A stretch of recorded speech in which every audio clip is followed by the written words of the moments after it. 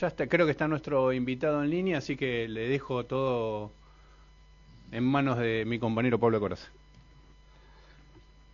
Hola Lucho, podés encender la cámara si querés. Aquí estoy, ¿cómo anda, muchachos? ¿Qué haces, Pablo? ¿Qué tal? ¿Cómo andás? Bueno, vamos a presentarlo, Sí, Luciano sí, obvio, Ciruzzi. obvio, obvio. ¿Eh? Luciano Ciruzzi, además de un amigo, es licenciado en filosofía. Tengo entendido que está haciendo el doctorado, que está en el CONICET, ¿sí? Y además, el tema que nos interesaba hablar hoy es referente de la agrupación Peón Vuelve, ¿sí? Así que eh, es una agrupación a la cual yo pertenezco también desde hace poco, pero me gustaría que Lucho nos cuente un poco los orígenes y de qué se trata este Peón Vuelve que, bueno, no es una orga, no es un partido político, tampoco es un club de ajedrez, ¿no? Entonces, ¿de qué cosa estamos hablando cuando hablamos de Peón Vuelve? Bueno, ante todo, gracias por esta comunicación. Un saludo ahí a Daniel, otro al querido compañero Pablo. Eh, Me honra esta invitación, sobre todo porque estamos en tiempos donde conviene conversar sobre algunas cosas, como no estamos del todo seguros de cuál es el diagnóstico que tenemos sobre las cosas. Creo que la única manera de llegar a ese diagnóstico es conversando, pero ya mismo te respondo, Pablo, lo que me preguntabas. Peón Vuelve, ¿qué es? Es una agrupación política que lleva ya 11 años de vida, pero que tiene la característica singular de que milita a través del ajedrez. Tiene al ajedrez como el instrumento de militancia, como un instrumento para convocar. Y esto nació, decía, hace 11 años, en un contexto muy distinto al actual.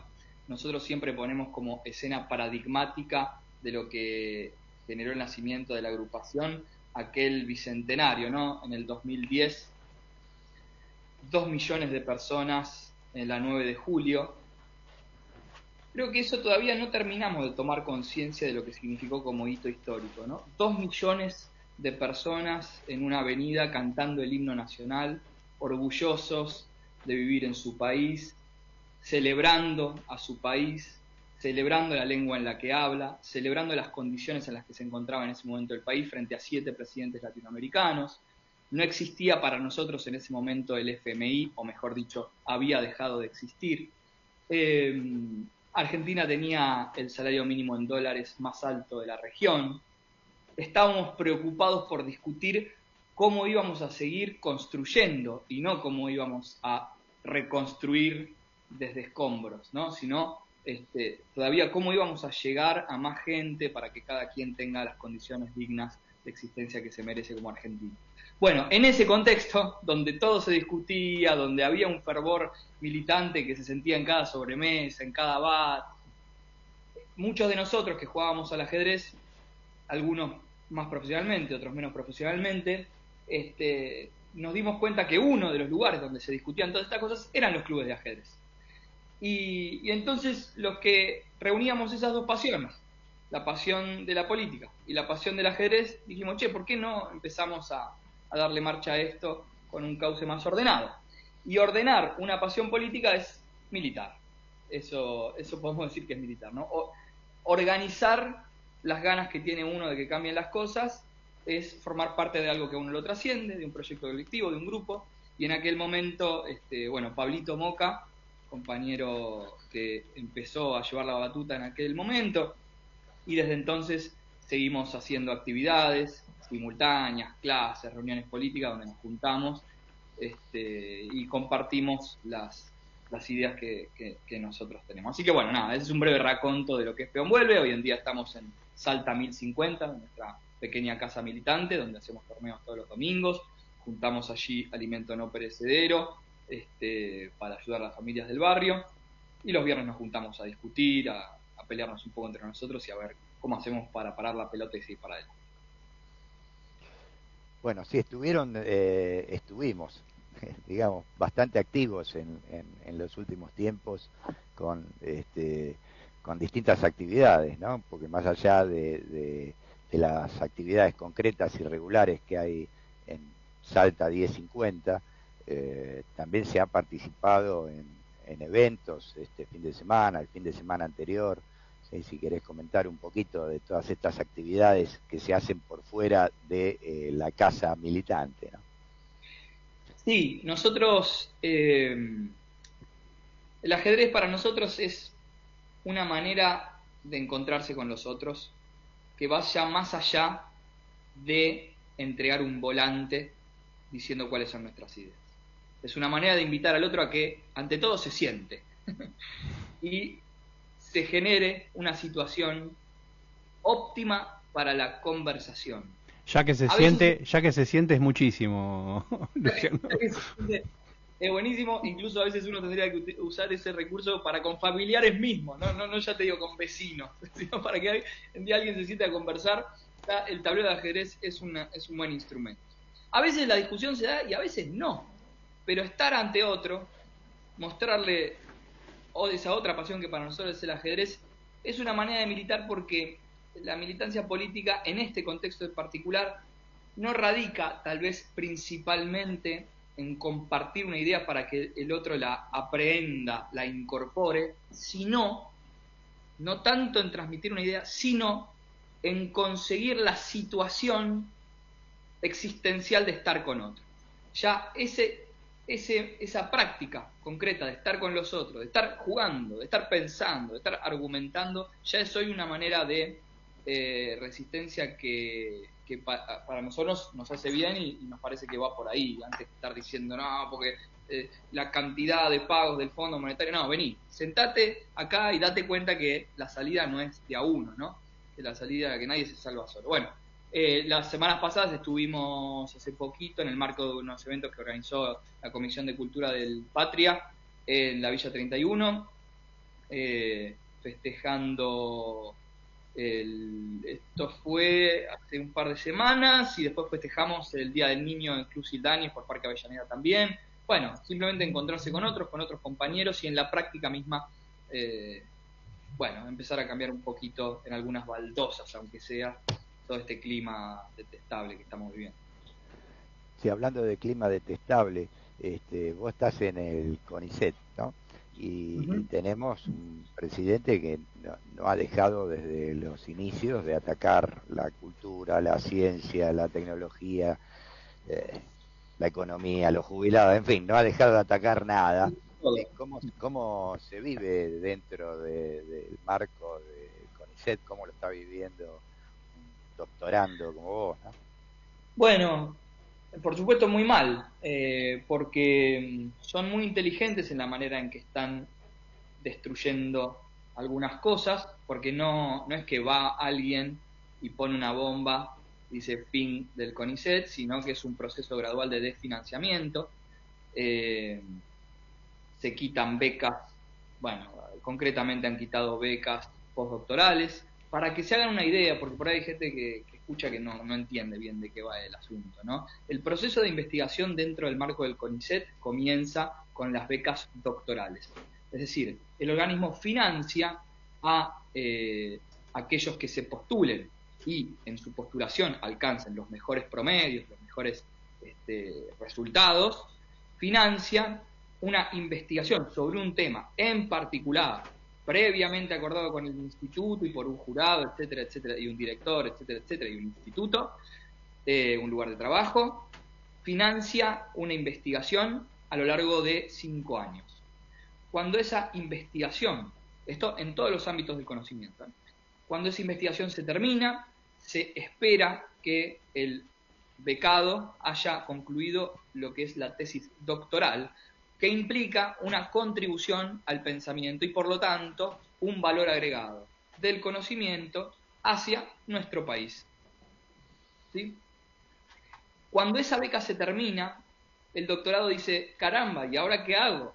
Ya estudié 5 años de doctorado, estudié 10 años una carrera, llevo 15 años estudiando, investigando, me quedé en mi país para contribuir al conocimiento de tal materia, y después vienen las becas postdoctorales, que son 3 años más, y después las becas de investigación a carrera.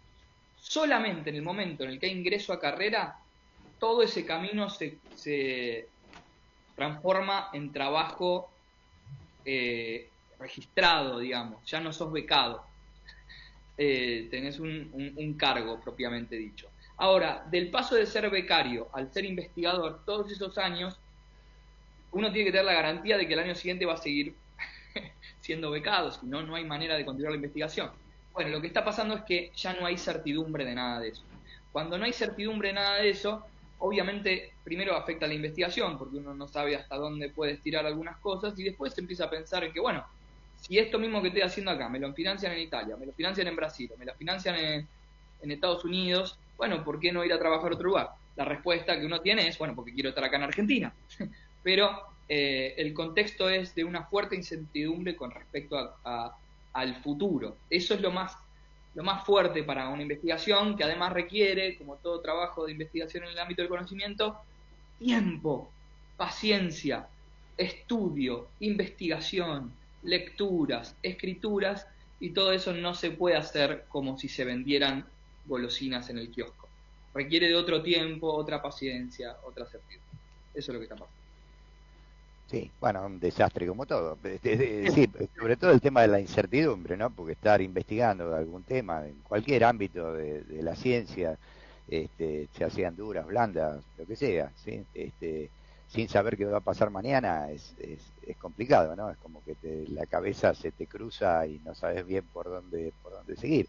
Y lo que decís vos, ¿no? Que promueven el éxodo de investigadores, de científicos, de todos los niveles, que después es muy difícil recuperar, ¿no? Porque es muy fácil destruir, pero la construcción a partir de los pedazos, como decías vos hace un rato, siempre es compleja, ¿no? O sea, demora mucho más tiempo una construcción que una destrucción. ¿Qué perspectiva ves vos, ¿no? Así como está la calle, tenemos el miércoles el tema de los jubilados, es como un corte, ¿no? Hay temas que parecen ser que la sensibilidad argentina no les pone un límite, ¿no? Uno es el tema de los jubilados. Yo me acuerdo en el 2017, cuando fue la gran manifestación de los jubilados por el tema también de los reajustes que estaba haciendo Macri, fue un momento bisagra, ¿no? Pese a que había ganado recientemente Macri en las legislativas, a partir de ahí empezó la debacle. Acá yo creo que es prematuro vaticinar algo por el estilo, pero tenemos, qué sé yo, la educación, los jubilados, los derechos humanos, como cosas que me parece que están instaladas en la sociedad y que le cuesta un poco al desquiciado que tenemos como presidente avanzar sobre ellas, ¿no? Por más que lo intente. No sé cómo lo ves vos, Lucho. Mira, a mí me parece que hemos retrocedido tanto en la calidad de la discusión política que el verdadero desafío para nosotros hoy es reconstruir las condiciones para la discusión, no discutir, reconstruir las condiciones de discusión.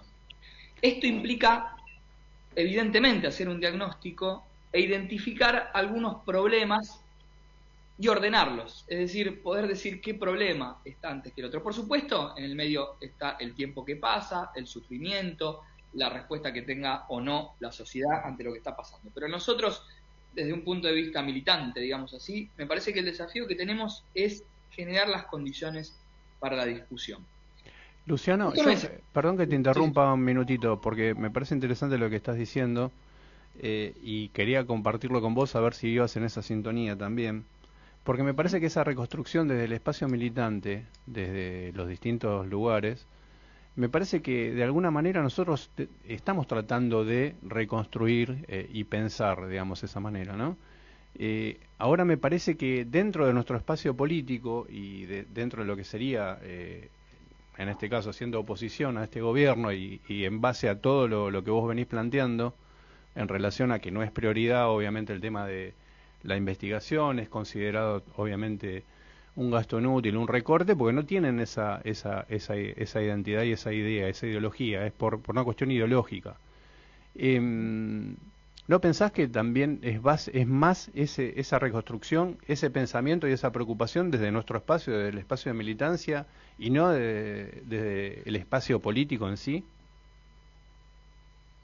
Sí, sí, puede ser, puede ser. Evidentemente yo no sé qué tanta vocación hay desde la dirigencia, si es lo que me está preguntando, Exactamente. para generar las condiciones de la discusión. Hay algunos gestos, ¿no? El otro día Cristina volvió a sacar otra carta muy interesante, en la que, por ejemplo, plantea como tema focal el tema del trabajo. Es decir, ¿cuáles son las nuevas formas de trabajo? Y en ese sentido, ¿cómo afecta nuestra visión de la política nacional? ¿Cómo afecta nuestros posibles planes de gobierno futuro en un estado de cosas donde el trabajo ya no es lo que era en los años 40 o los años 50? Es decir, si nosotros seguimos pensando de manera clásica doctrinaria, bajo el supuesto de que aquel sujeto ordenador de los años 40 y 50, que era el trabajador, es el mismo que hoy, a lo mejor no estemos viendo algo del dinamismo de la realidad que ha cambiado lo suficiente como para que tengamos que readecuarnos a pensar, por ejemplo, cuál es el nuevo sujeto ordenador para una política del campo nacional y popular, o del peronismo, o quieran llamarlo. Es decir, ahí me parece, por ejemplo, que hay un debate interesante, que nosotros tenemos que pensar con tranquilidad para después salir a persuadir, porque ahora no sabemos de qué queremos persuadir a quién. Entonces, si nosotros queremos persuadir a la gente de que es muy, muy importante que reconozcan sus derechos de vacaciones, pero aquel a quien estamos persuadiendo maneja un Uber, o timbea desde su computadora, o es un pibe que encontró la manera de ganarse el mango haciendo publicidades por redes sociales, o cualquiera de las nuevas formas de trabajo que hoy, por lo menos en la ciudad de Buenos Aires, porque no seamos porteñocéntricos tampoco, digamos que por lo menos en la ciudad de Buenos Aires eso está claro que está cambiando. Si nosotros salimos a persuadirlos de que tienen que reconocer que es mejor las jubilaciones y que son mejores las paritarias, y no tienen paritarias, no tienen jubilaciones, no tienen seguro del trabajo, porque no trabajan en trabajo registrado, estamos pifiándole. Entonces me parece que hay algo de la carta del otro día, Cristina, que marca, por ejemplo, algunas cosas que nosotros queremos discutir. Ahora bien, está lleno de entrevistas y de artículos de diario, donde se dice que hay que discutir, pero no se discute. Entonces, esa sí es una práctica estrictamente militante. Nosotros lo discutimos. Bueno, Pablo lo sabe. Nosotros los viernes cada 15 días nos juntamos. Ahora el viernes tenemos el viernes 13 a las 19 horas, Salta 1050, que quiere venir este invitado. Agarramos el texto de Cristina, seguramente vengan algunos compañeros invitados de otras orgas, leemos y decimos, che, ¿estamos de acuerdo con esto o no? Y supongamos que el diagnóstico de Cristina es correcto, que las formas de trabajo están cambiando. Esos cambios, ¿los conseguimos como una fatalidad de la naturaleza y nos adecuamos a ellos? ¿O juzgamos que esos cambios son malos y buscamos retroceder hacia las condiciones que nos interesan? Y buscamos, como por ejemplo está buscando ahora Lula en Brasil, por medio, bueno, en realidad la Corte Suprema de Brasil, pero que acaban de suspender el uso de Twitter en Brasil. Territorio brasileño, sí. Nos interesa adecuarnos a las nuevas formas que la realidad nos presenta, que obviamente sabemos que es una realidad articulada por un sistema que tiene la mercancía, cómo, ¿verdad? Nos adecuamos a esas maneras o bien intentamos combatir. Bueno, todas estas son discusiones que no solamente hay que decir que hay que darlas, sino que efectivamente hay que darlas. Así que nos tenemos que juntar y decir, bueno, no, esto de acá para acá no. Cuando Néstor, pero cuando Néstor dice, Clarín, estás nervioso, lo que está diciendo es, ese orden de cosas que articula el sentido en nuestro país, que parece dado por la naturaleza, según el cual los domingos a la mañana, en las casas de familia, entra Clarín debajo de la puerta y les dice cómo son las cosas, bueno, eso no es una fatalidad de la naturaleza. Es voluntad política si nosotros queremos que la gente siga pensando el mundo desde Clarín o no. Nosotros estamos dispuestos a tener el coraje que tuvo Néstor para plantear en un mundo como el de hoy que cambió, que por ejemplo no queremos que los pibes de de 10 años, de 12 años, de 15 años, ingresen a su comprensión del mundo político por medio de las redes sociales? ¿Podemos decir algún día, qué te pasa Instagram? ¿Estás nervioso? ¿Qué te pasa Twitter? ¿Estás nervioso? El asunto es ese, digamos. Cuando pensamos que es una fatalidad de la naturaleza, estamos haciendo lo que hizo el peronismo pre-Néstor. Es decir, no, con Clarín solamente podemos negociar. No sé si siempre tenemos que adecuarnos. Por lo menos pensémoslo, ¿no? Sí, sin duda hay que pensar y pensar mucho. El problema de las discusiones, como vos decías, ha bajado mucho el nivel de la discusión política en los últimos tiempos, ¿no? Desde el 2015 para acá se fue barranca abajo completamente en este tema y han reinado las redes, ¿no?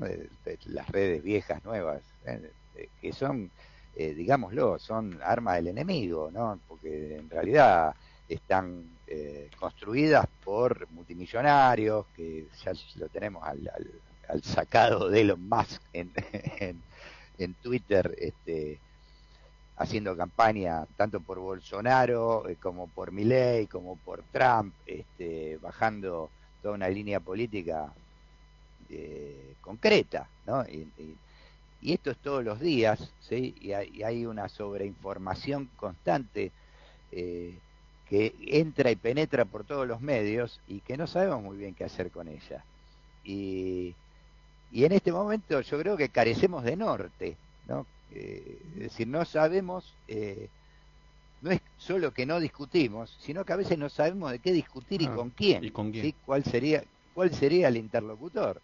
Es bastante, es una realidad un poco desagradable, diría yo, pero me parece importante lo que decís, ¿no? Que hay que reunirse y por lo menos en pequeños grupos, en grandes grupos, lo que sea, dar este tipo de discusiones sin apelar a verticalismos o sin apelar a doctrinas que de golpe se convierten en dogma, ¿sí? Que son dos cosas diferentes, ¿no?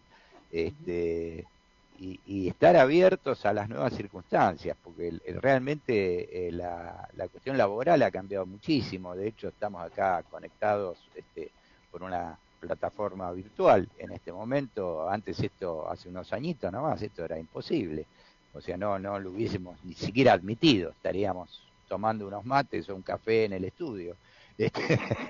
Entonces, son realidades nuevas que me parece que no se están dando, por lo menos a nivel dirigencial, las discusiones adecuadas, o no se están haciendo los planteos adecuados. Yo a veces los veo perdidos a nuestros, entre comillas, dirigentes en la chiquita, ¿no? Están pensando en la lista que van a presentar en la legislatura, ¿no?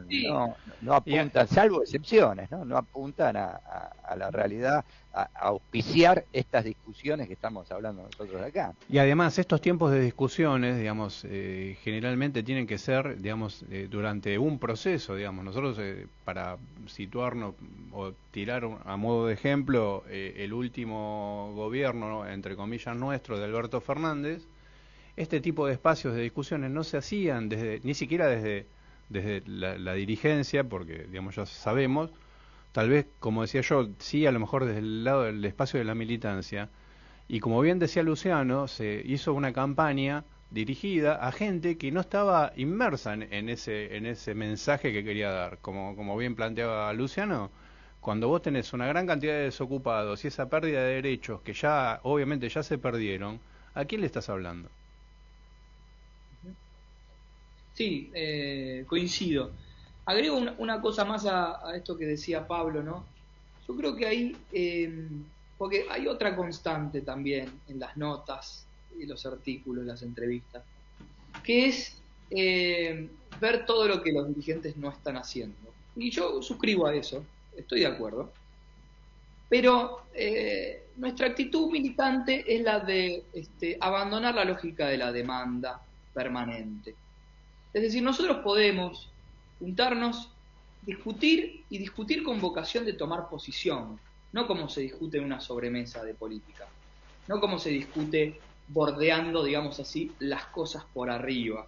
¿no? Como si fuéramos panelistas de televisión. Porque hoy otra cosa que están de moda son los panelistas de la política, ¿no? Entonces, Pirulo le quiso decir a Pirulo tal cosa por medio de Twitter, y entonces una gran hermenéutica alrededor de 20 caracteres. Bueno, todo eso es una porquería. Digamos, lo que nosotros tenemos que hacer es juntarnos con verdadera vocación de sacar conclusiones y tomar posición. Solamente tomando posición sobre los temas de fondo se puede convencer a alguien. Si no tenemos, digamos, si nosotros nos quedamos en las cosas superficiales, vamos a volver a tener un candidato, porque Massa, ¿qué fue? Massa es un tipo que supo adecuar su discurso al orden de las cosas superficiales que supuestamente le convenía al momento, pero como no puede dar cuenta del fondo de las cosas, porque no es un tipo con convicciones, porque no es un tipo militante, porque no, es decir, es un mentiroso profesional.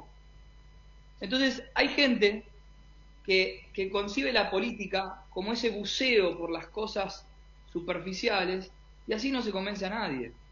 Nosotros tenemos que anclar posición en algunas cuestiones, sobre todo sobre estos temas, porque es la única manera, viendo aquello que querríamos tener en el futuro, de proponerle al otro un sueño, y que ese sueño no sea un palabrerío charlatán. Ese es el asunto. No basta con decir yo quiero proponerles un sueño. Lo que importa es estar convencido de que ese mundo que imaginamos es un mundo, por ejemplo, donde los milicos están presos, donde Clarín no gobierna el sentido común, donde nos preguntamos qué pasa con los intereses de la sociedad rural, donde nos preguntamos, bueno, todo lo que nos hemos preguntado en esa época. Entonces, el asunto es pisar firme ahí, pisar firme. No hace falta que para pisar firme estemos todo el tiempo señalando lo que los otros no hacen. Pisemos firme nosotros, porque si el mundo mañana vuela por los aires, va a ser bueno volar sabiendo que habíamos tomado posición. Me parece que hay una dignidad militante importante que va más allá de aplaudir o vituperar a cualquier dirigente. Sí, coincidimos plenamente en eso, digamos, la verdad que es bárbaro lo que planteas, y bueno, esperemos que haya más espacios también de discusión como para poder digamos realizar este tipo de iniciativas, digamos, ¿no? O de propuestas, mejor dicho. Sí, buscar los temas, ¿sí? Buscar los temas y tomar posición siempre es fundamental, ¿no? Uno no puede convencer a nadie si no sabe de qué. Exactamente, de eso se trata. Bueno, Luciano, te queremos agradecer, ya se nos va, es el VIP de la hora, ya nos vamos a comunicar en otra oportunidad para seguir charlando un poco más largo. A mí me parece, Pablo, que a Luciano me parece que habría que invitarlo una vez al piso, y así logro que vengas vos al piso también. Luciano, te cuento, vos hiciste algo que es monumental, lo sacaste a Pablo de la cueva, digamos, ¿no? Pero no, en serio, ahora hablando en serio, digamos que si un día te podés acercar con gusto acá al programa y charlar un poco más de por lo menos 2 bloques, 1 hora, porque siempre en media hora siempre nos quedamos rengo con todo, y cuando hagamos el de la hora también nos va a quedar rengo, pero son temas que me parece que los tenemos que seguir discutiendo, charlando y por lo menos planteando, digamos, ¿no? Por lo menos de nuestro espacio, esa es un poco la idea. Bueno, muchas gracias, compañeros. Sí, por supuesto, cuando quieran nos vemos allá o nos vemos en Salta 1050. Daniel, también estás invitado a discutir. Sí. Yo a Pablo, por suerte, tengo que decir que yo a Pablo siempre me lo encuentro mano a mano ahí en la calle, militando por la causa justa, así que nos vemos ahí en Salta 1050, y gracias, muchachos, por la